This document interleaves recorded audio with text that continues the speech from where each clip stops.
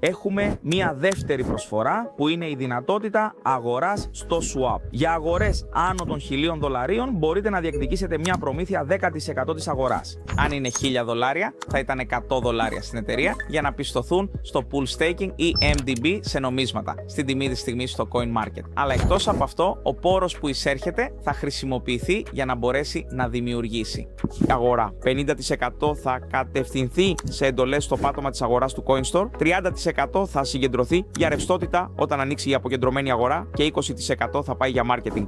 Αυτή είναι η δεύτερη προωθητική ενέργεια στην οποία σε καλώ να συμμετάσχεις. Το πλεονέκτημα της προσφοράς είναι ότι οι αγορές σου διατηρούνται σε σταθερή τιμή, κάτι που δεν συμβαίνει όταν αγοράζεις από την αγορά του CoinStore. Αυτό σημαίνει ότι είναι πιο κερδοφόρο να το κάνεις μέσω του swap και είναι απευθείας μέσω πορτοφολιού, όπως το Trust Wallet, το MetaMask, το SafePal και οποιοδήποτε άλλο μπορεί να έχεις που συνδέεται με το συμβόλαιο για να κάνεις την αγορά.